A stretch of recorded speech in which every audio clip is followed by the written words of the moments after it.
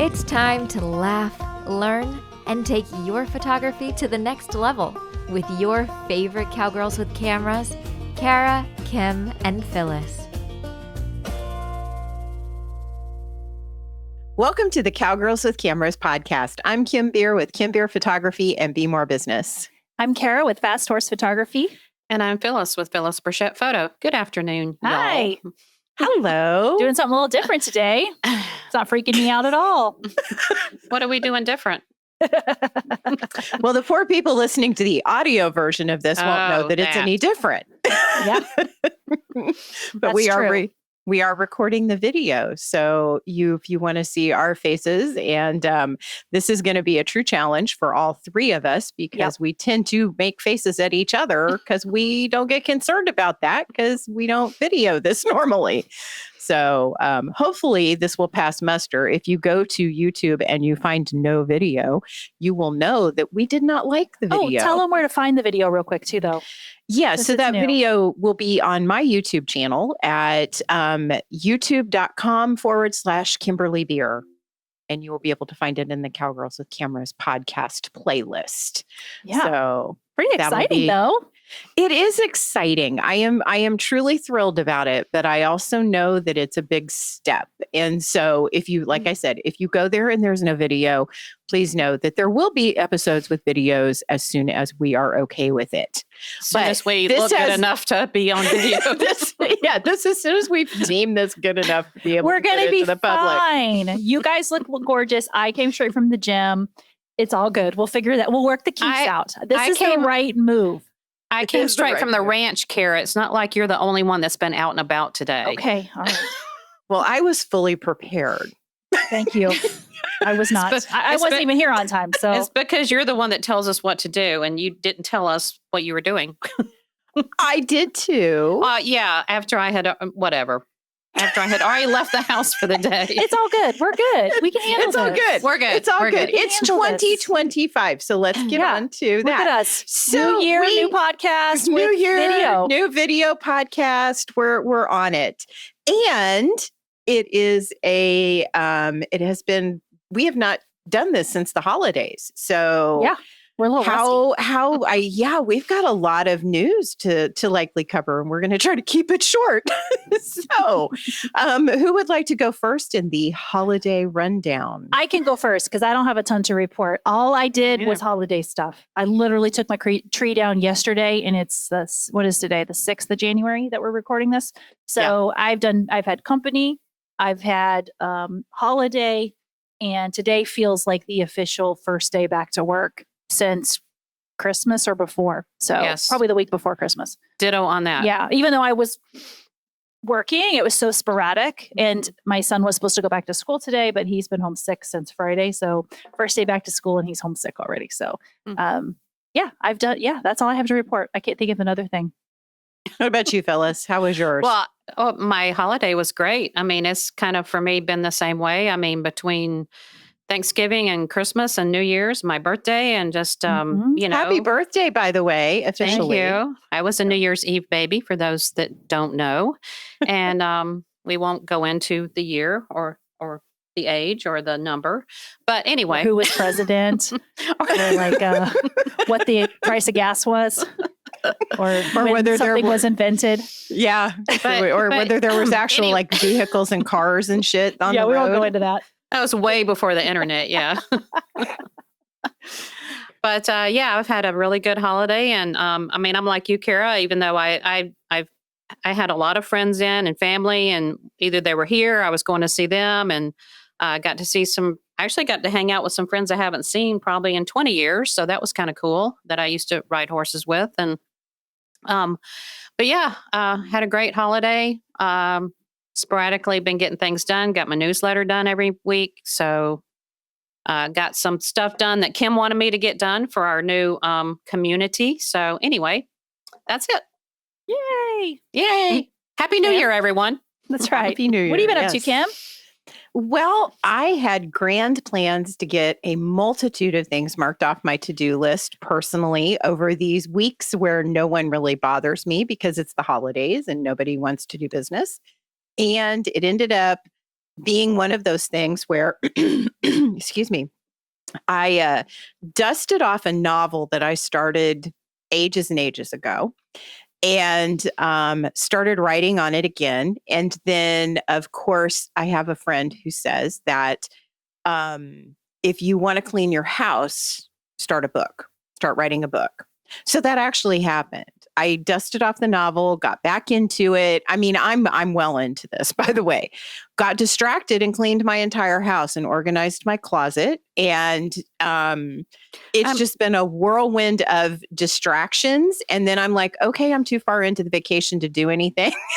So I'm just going to enjoy myself. So I have been enjoying my clean house and the time off. Yes. I'm confused. Did you say write a book or read a book? Right. Write a book. Okay. Yes. That's what I thought you said, but now I'm good at finishing the nonfiction ones, but I actually have written fiction for many, many years. It's even what I went to school to do.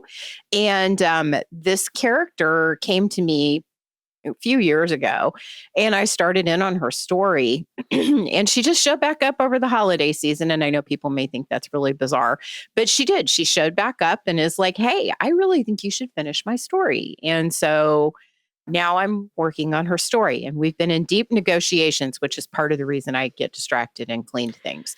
But it did spawn me to clean stuff. So that is a good thing. So once again, Kim has been industrious and the rest of us have been slacking. Yeah. Well, I don't know about it. I've been distractedly industrious anyway. And over the past few days, which is going to carry us into our topic, on Saturday, I went to a vision board workshop and did my vision board for 2025 and did some other fun things. So I got my word for 2025. I've got all of my 2025 visioning out into the world over the last few days. So I snuck it in right here at the beginning of the year. I did some of that too. Do you do a word of the year? It's funny that you mentioned the word of the year, because when you were talking to me about this the other day, I'm sorry, my dog is having a dream in the background and she's dream barking. So I don't know if you can hear that or not, but it's louder than it should be. You had mentioned that the other day, and I was thinking a lot about what would my word be if I were to have a word. It hasn't come to me yet, but I have seen, since we've had that conversation, apparently that's a thing a lot of people are doing this year. It is the word, instead of setting goals, or not necessarily not setting goals, but instead of setting goals that maybe you wouldn't achieve, instead taking a step back and saying, I'm just going to focus on a word this year. I've seen a lot of people do that. I still don't know what my word would be. Instead of resolutions, making resolutions, that's the word. Yeah, that's what you were hunting for. That's what I was hunting for. Yes. Yeah. Don't make a resolution, make an intention. And a word is the intention. Yeah. What about you, Phyllis? Hold on, though. How do you find the word? Does it just pop out? It finds you. Oh, okay. In my world, it finds me, which I'm going to talk a little bit about in my little segment. Okay. All right. But I'm curious, Phyllis, do you have a word of the year? Well, kind of. She's going to say something smart ass. Here it comes. No, my word is very, she's like chocolate. No. Cowboy. Let's hear it. Oh gosh. Y'all are killing me. Now I don't even want to tell you what my word is because it's boring. It's boring. Serve. No, my word is serve. Serve. To serve. Oh, serve. I thought we were going somewhere else. SERVE. So that's what I said. My word is that's a my good word is boring. So it's not boring. It's trying. And look at you. You're already fulfilling it by doing that class for the community. You're already serving. Okay. I see. I don't look at it. Okay. Yeah, I guess that could be serving, but yeah. I have a ton of Zoom calls or, mentee Zoom calls like this month. It's I think a lot of people that I had already scheduled that are trying to finish up the year. They, I didn't get them in December, so they're finishing up in December. And then also some people from Cottonwood that we hadn't finished with, they're like, oh, I've got to get these done. So I've got I've got that. And I don't know, it just seemed like a good one. I like that. I like that. Mine is possible, which is, and I am very cautious with these words of the year because I've done this for a lot of years. And I can tell you that word of the year starts to take on a deeper meaning as the year proceeds. And all of mine have been prophetic. Like at the vision board workshop, one of the ladies that was doing her vision board, like, my word of the year is change. And I'm like, oh man, you just set yourself up for some stuff this year. That's a big one. That's a big word, right? So to answer your question, Cara, the word finds me. So I actually meditate on it. I think about it, but in typical, it will find me. And sometimes I'm really happy with the word and I'm like, ooh, I'm going to embrace that. Like 24's word was magicful, which I'm like, ooh, I like that word. I'll take that word. Kim, that's your word all the time though. It's a lot, my word, yes, but it was a real theme for this year. And then my 2025 word that comes to me is possible. And I'm like, okay, can we make it possibility? No. Can we make it, all things possible? Can we make it easily possible? Nope, just possible. And I'm like, okay, but this leaves a huge, like, major garage door, double, triple garage door open, because possible can be really good. And possible can also be really bad. So it's been an interesting thing because it's just possible. Everything is, it really came to me in the sentence of all is possible. So that is kind of what I've built my sort of vision board around. And all is possible, choose wisely. That was another one that came up. I wanted easy. Easy was the runner-up word, but possible is it. So it's possible to have an absolutely fantastic 2025. So that said, what our theme for this show today is where do you want to take your photography this year? Like, what do you want to do? What are your goals and objectives for your photography for the year? And because this time of year is when we all start thinking about that, right? It always feels a little like you start off with a blank slate into the new year. And even though for me, this year is one where I'm like, I was very conscientious about saying, this is just a progression of the last year.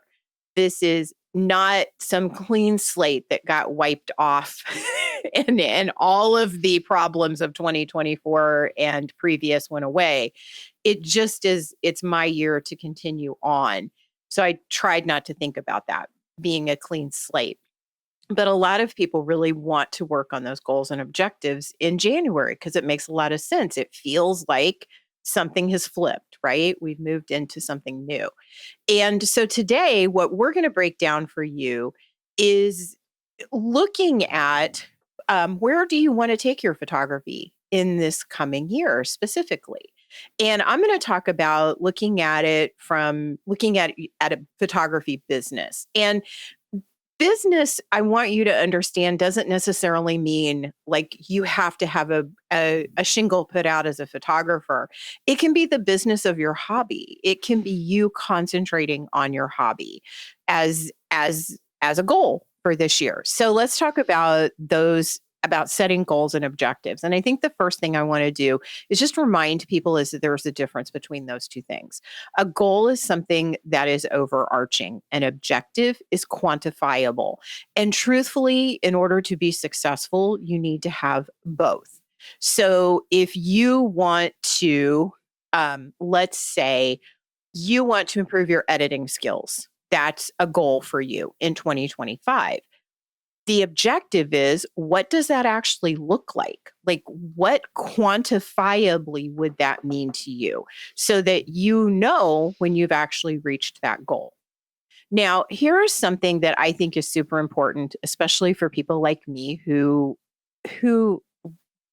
have ADHD or who are in the overachiever lot. And you all know who you are out there. If you're the overachiever person, the number of goals that you can accomplish in any given period of time is finite. And even though I would love to tell you it's infinite, it's not. And if you try to do more than 3 you tend not to get any of them done. So my big suggestion for people is limit it down to 3. And I like to do a big 3 goals for the year. And they're usually things that are fairly overarching. And then I will go in and create objectives for the things that go underneath them. So big 3, so to speak. And trust me on this, you don't have to have 3. You could pick 1. You could pick one that goes with your word, or one overarching goal for the entire year.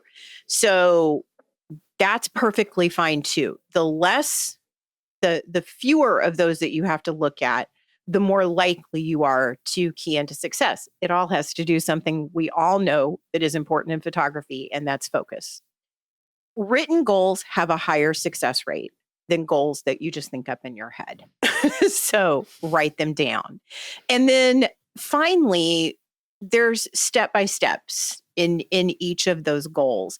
And I find SMART plans really help me to stay on task. So SMART is an acronym that stands for specific. What are you going to do? Measurement. How are you going to quantify it? Actions. What steps do you need to take to get there? Reason or result, whichever appeals to you. Like, why are you doing this? Or what is going to be the outcome? And then T stands for timeline. So that's like, when can you expect this to be done? Some goals we can reach in a day. Other goals may take us multiple years. So one of my big 3 for this year is going to be a multi-year project. I mean, it's going to take me multiple years to accomplish that. And this is just sort of phase 1.5. I actually started it a while back.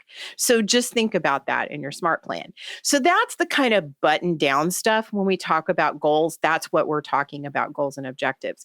But I also want to talk about the fun stuff, because you know me, I'm woo-woo. I like the fun things.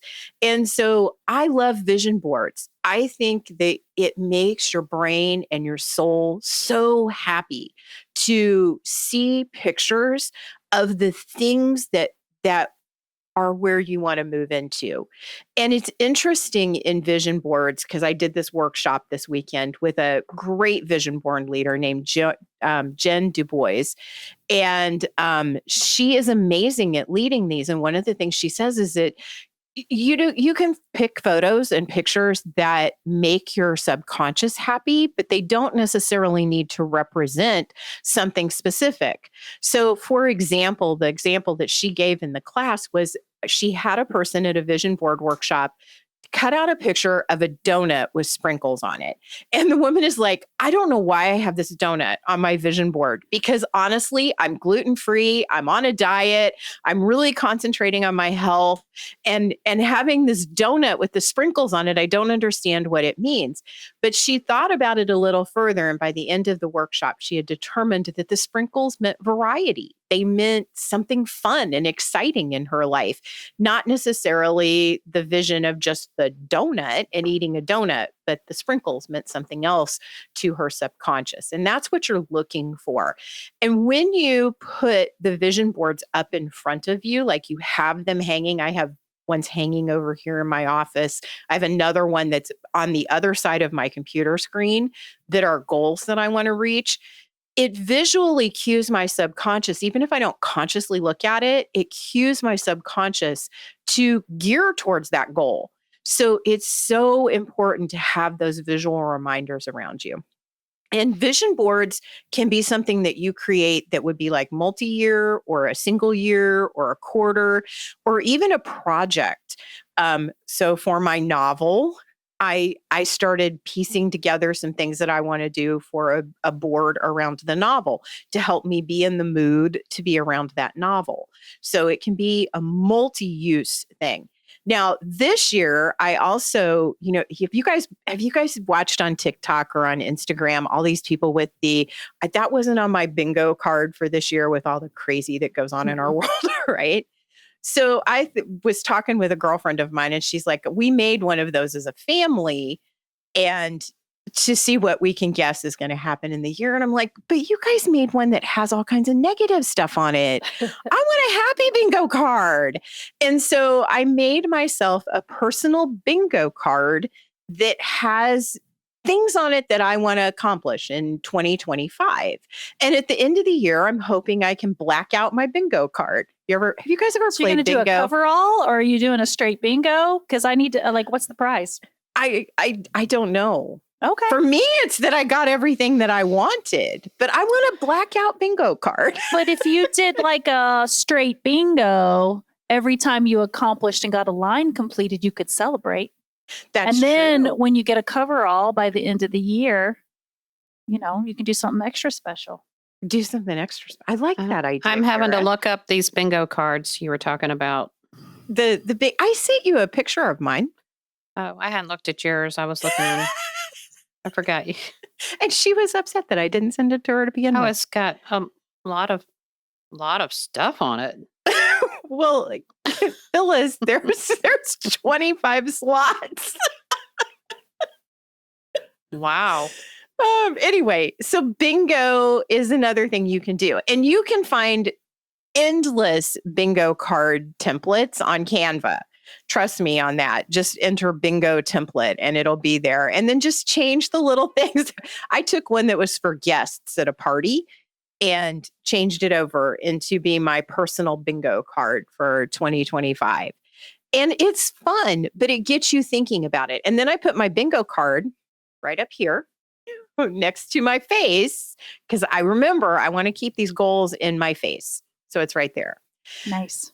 So the important piece of this, we've talked about the button down stuff, the SMART plan, the goals, the objectives, the number of them, blah, blah, blah. We talked about fun stuff. Let's talk about the third part of this. And this is the important stuff. Another important thing is to share your goals with people around you because that makes them real. So when you tell people this is one of your goals, it helps it to actually happen because they can hold you accountable. And it may be scary to tell certain people in your life because they may hold you accountable to something that may change over the year. So you just got to be willing to roll with it. The other thing is keeping those things in your visual space, right? I hang my boards up in my house. I put my new one in the place where I get dressed. So every time I put my clothes on in the morning, I'm reminded of what my vision for 2025 is. And then finally, if you are the kind of person who doesn't always accomplish your goals and you really want to concentrate on doing a better job of that, get yourself an accountability partner. Get someone who will ask you on a weekly or a monthly basis, hey, what are you making your goals? Are you making strides towards those goals? And do the same for them. Trade it back and forth and say, hey, I'll hold you accountable for yours if you hold me accountable for mine. I don't know. That last one's so important. We did, I have my little Monday morning group that we get on every morning, and we've been doing our goals and talking about deadlines and having to say them out loud to each other. So going down our list of what our goals are and what our plans are to accomplish the goal, and then scheduling goal check-ins. And it really does help when you have people that are expecting to see you make progress, because then how embarrassing would it be to check into one of those calls and I've done absolutely nothing, right? So at a minimum, there's that accountability piece just helps with that side of things. So maybe that's why I can't be a member of one of those. Because you don't want to be held accountable. You don't want to be judged. I don't want to be judged. I don't want to be held accountable. Oh. I'll fly by the seat of my pants. I like this one that Kim has in here. It says, did several super fun things with friends. I actually changed that. Seems pretty vague. Yeah. Well, I wanted to leave it open to the universe. Bring that to me, right? And actually, does this count? Is sitting on a call with us count as doing a super fun thing, or does it need to be goes to a water park? And no, I was slide? thinking. I'll tell you something that I think is one of the things that checks that off is dry head. Oh. I think dry head, it doesn't matter. It's still we don't really work that much. We don't really work that hard at dry head. And I actually changed that from several was not enough for me. So I changed it in the most current version of it to did many, many super fun things with friends. Oh, that was so much more like, because several was not enough. I'm like, I need way more than several so much more fun clear things. Yeah. But it's representative of something that is a true goal for me, which is I want to enjoy the people in my life more. And so many times you work don't take lot. that. I work a lot and I want to take time to say, hey, I want to go do something fun rather than something work related. I do that a lot. Phyllis is the opposite. She needs works really, really hard today. Phyllis is my muse for that.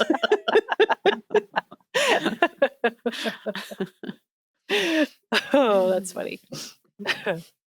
Okay, so is it my turn? Do I get to talk about it? Is your turn. Now? Okay. Yes. So I get to talk about planning ahead and specifically kind of planning ahead for the seasons. So this year, I've been wanting to do this the last couple of years, but I always have a calendar. And this year I've decided I was going to get the big ass wall calendar. Ooh, and hopefully I've done that.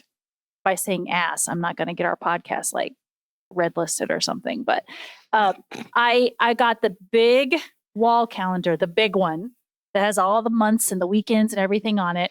And this is a way that I'm going to try to help plan out my year. So the first thing is I think that people need to do when they're planning ahead is actually put their calendar, whatever that looks like, get your calendar out. If it's a paper calendar, if you're a planner girl, if you like your electronic calendar, your computer calendar, whatever you like, get your calendar out and start getting it updated. And the first thing I do is I go through last year's calendar and I look at anything that needs to be carried over onto the New Year's calendar. I write down all the personal days, all the vacation and travel days I plan to take. I get all of that mixed on there. If I've got big family events, like we've got a wedding or some kind of reunion or something, that's got to go on there. I even put like immediate family birthdays. So like, I don't want to be traveling on Easton's birthday, or Ed's birthday's easy. It's Christmas Eve. I want to be home probably, but, or even on my birthday, like I find myself forgetting that I have a birthday and like planning something on my birthday when my family might want to celebrate. So anything that would be, any of those family events, just anything that in your world would be considered a non-work day is what you need to get all of that on there. And when I do that, then it seems like it becomes so much more clear about like, okay, wow, these are days that I could potentially have a photography session or a work day or record podcasts or any of those things. So then I go through and I make sure that I highlight or mark all the holidays. I mark when the seasons are. So like when spring is going to start, when the holiday season starts, when in our case, we have hurricane season, which can be crazy for photography. So I'll mark hurricane season. I might even put like, in terms of like my like equestrian seniors, I might put something down like senior portrait season starts. So I'll kind of mark all of that. Anything in the equine world too. So if there are big horse events or conferences that I like to attend locally, I might put that on there so that it's marked out on the calendar. Then as a Florida photographer, I'll go through and mark when my peak season is, like kind of when my season starts, and then like when my slow, miserable time starts. That's just kind of marked on there. And we all have that. So wherever we are in the world, like we have our season. We have our time that is like the prime time for photography. And then we have the time of year when, I don't know, maybe you're 6 feet under snow when you're not out shooting every day. Or if you're like me, it's August and it's miserable and buggy and nobody wants to be out in that either. So I know that's going to be a slower period for me. And then I have days of the week that are typically office days. So like Mondays, that's kind of a no shoot day for me. That's the office day. That's when I'm on back-to-back Zoom calls. I've got meetings. I've got my goal check-in every morning. I have meetings with Kim. We have our afternoon meeting. Like today, we're reporting a podcast on a Monday. So those are work days. So I mark all those off. And when I do that, I can get a very clear picture of what's left. Like, okay, this is what's left. Like, this is work days. These are shoot days. These are dates that I can schedule. So I think that's really important to do that first, because it's really eye-opening to see, because I think when you go as a photographer, we can go into our photography year and just start booking and not really thinking clearly about how many sessions can I handle a year? How many sessions can I handle a month? How many can I handle a week? And we will tend to really overload ourselves during the season, and then, have times of the year when we're not doing anything. So, okay. So then I take a look at what are those business goals and objectives that Kim talked about in the first section. And, what are the seasonal opportunities that I want to try to take advantage of for the year? And then I have to sit down then and say, okay, I know I want to do a promotion for equestrian senior portraits. And I want to do a promotion when we start to get something for the holiday season, when we start to get close to that. So then I have to sit down and say, well, how far out in advance do I need to start marketing for this and planning for this? And a lot of things come into account with that. So things like, what are deadlines that my clients might have? For example, equestrian seniors that are getting ready to graduate high school. This year, I had seniors that were graduating in the spring of 2025, but they had a picture deadline for the yearbook as early as December 2024. So thinking about that, I'm going to be working with seniors a year in advance of when they're expected to graduate potentially. So I also have to look at things like printing and shipping deadlines. Things like holiday cards take time to create. They take time to print and to ship. Graduation announcements are the same, and holiday gifts. You have to back all of that time into your planning. Then you have to add in your editing and your outsourcing time. So how much time does it take you to edit a session so that you can even get it to print or even get it ordered and get it to your client? And then even further into that, you've got to add in your own special process, your client process. So for me, I do a planning session with every client, and I do a viewing and ordering appointment. So if I want to schedule equestrian senior portraits to meet a December deadline, I have to shoot that session in September potentially to knock out all of the things and to account for all of the time that it's going to take to plan, to shoot, to have a viewing and ordering appointment, final edits, and then art creation, and then delivery. So you have to kind of think through all of that. And then the last piece of it is, we get to have a life too, right? So if you're planning your schedule, for example, around a holiday season, or maybe you yourself have a senior that's planning on graduating this year, or you've got these big life events, we have to remember that we also need to wrap our own time for, just enjoying the holiday up into that. So when I first started my photography business, I shot all December. I was stressed and I shot and I was delivering. Gosh, I remember delivering pictures to clients on Christmas Eve and rushing around trying to get those art deliveries to them. And I, a couple years in, realized that was a no-go for me. And I don't even like to shoot in December if I don't have to anymore, because I need that early weeks of December to finish deliveries and to meet with clients and kind of finalize things so that those last 2 weeks of December, I can be with my family and enjoying the holidays stress-free. So those, I think, are really some big things to consider. And then the last thing I'll talk about here is number 3.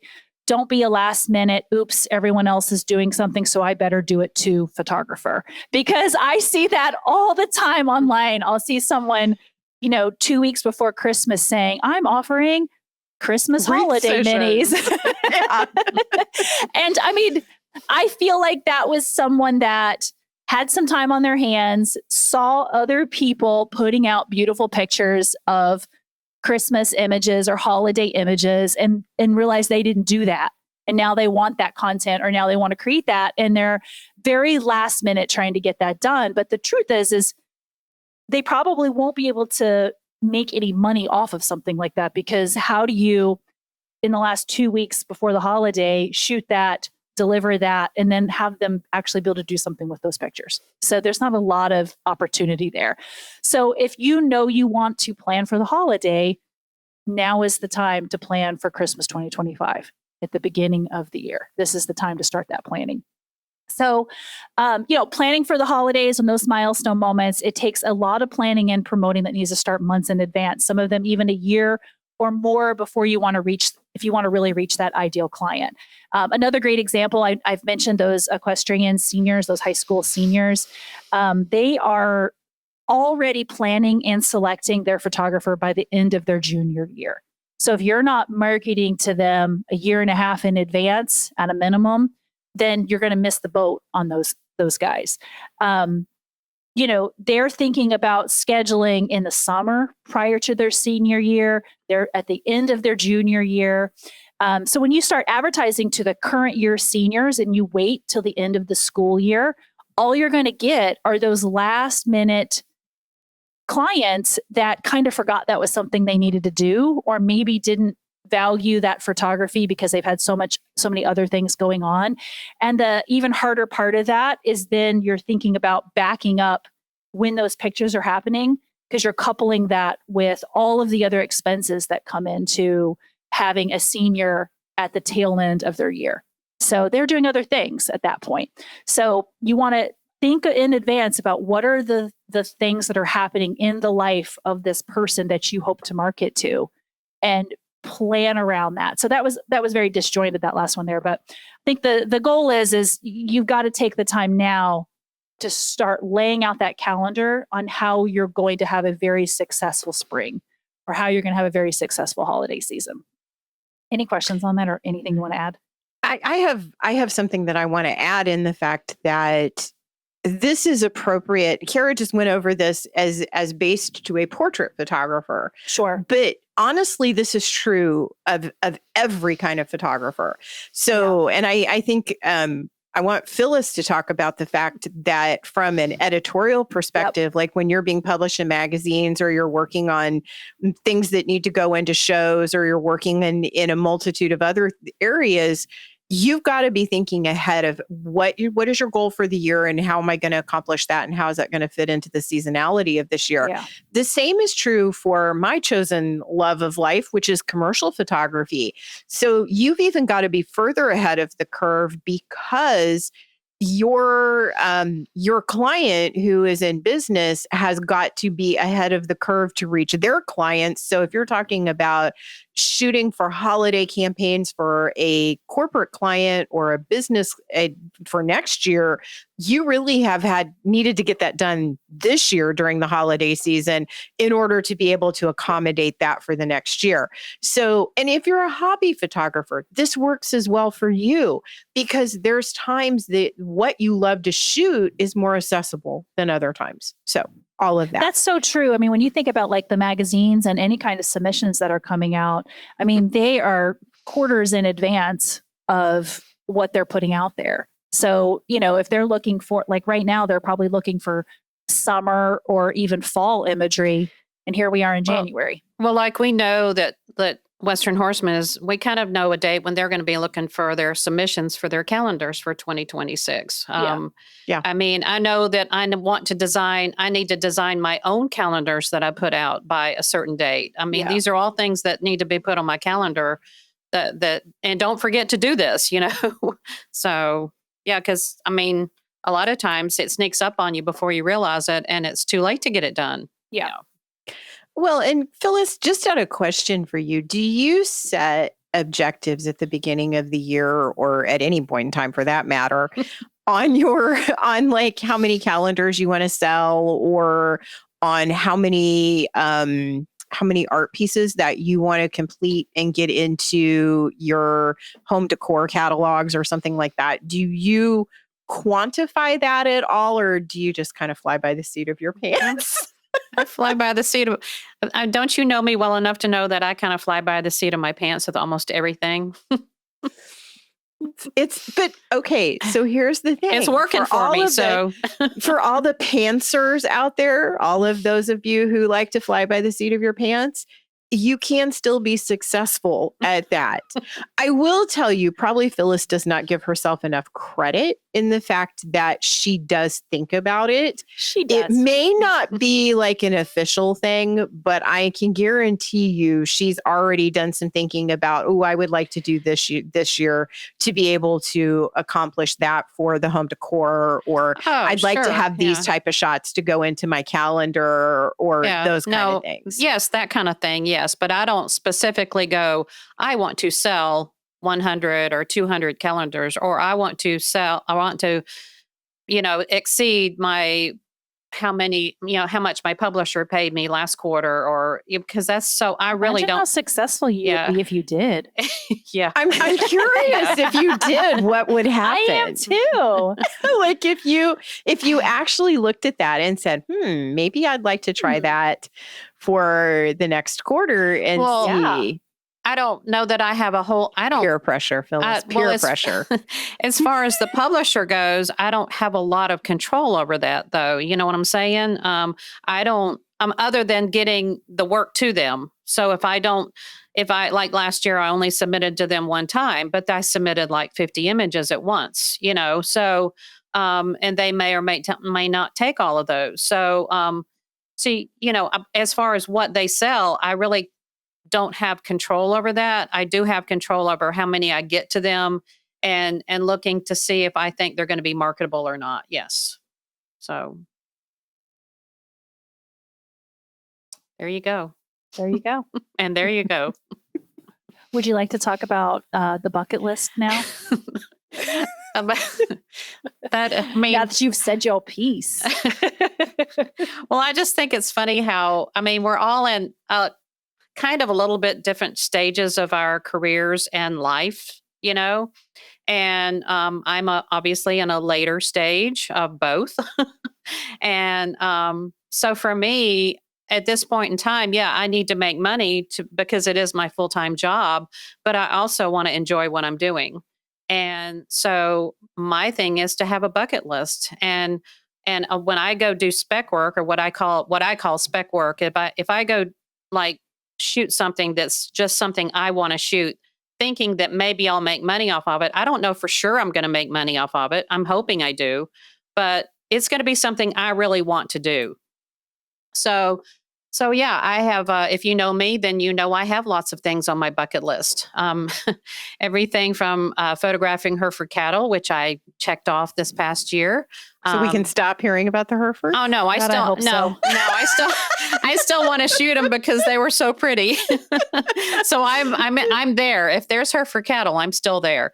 But all the way from Hereford cattle to the Spirit Bear and exploring the Yukon Territory. This year I'm crossing Scotland off my list.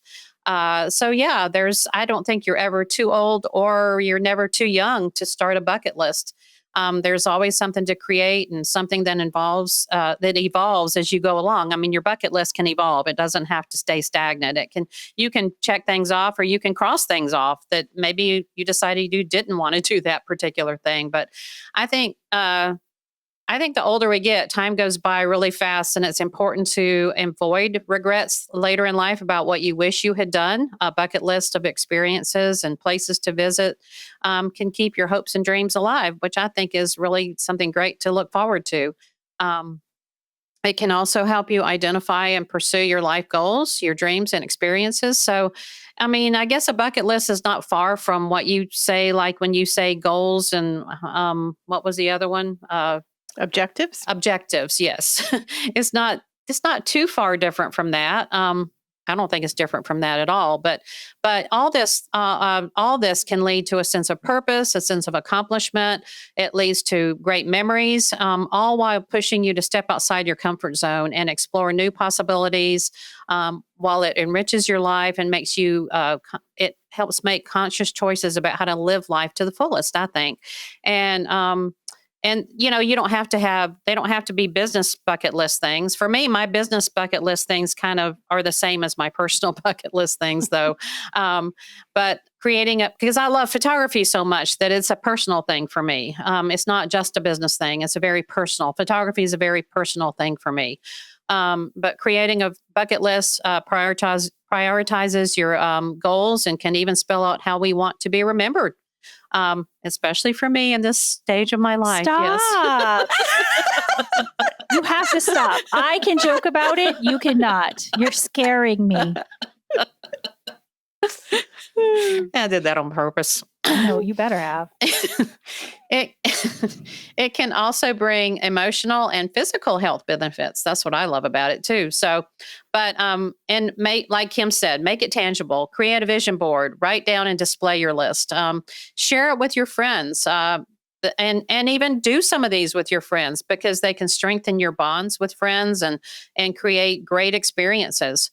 But the act of creating and displaying your bucket list will also serve as a reminder of your dreams and aspirations for yourself. It's a powerful tool, I think, to stay, because I'm not going to show you, but right across from my desk, I can see some of my bucket list items on my wall.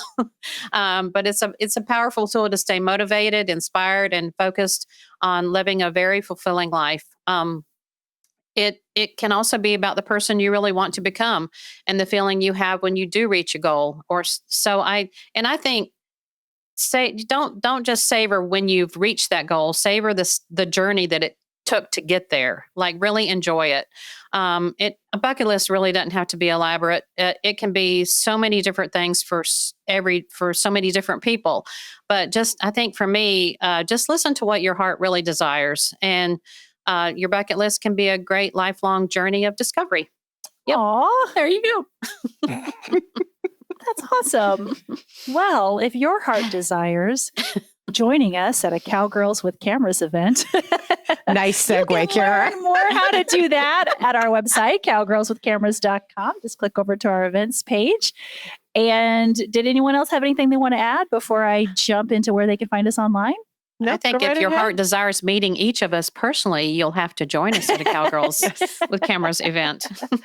But in the meantime, you can find us online at Cowgirls with Cameras. We are on Instagram and Facebook, and we might have a TikTok coming up. If TikTok sticks around in the new year, we'll find out. So, but yeah, Instagram and Facebook, Cowgirls with Cameras. We'd love to see you over there. Thanks for listening to this episode of Cowgirls with Cameras. Don't let the laughter and learning stop here.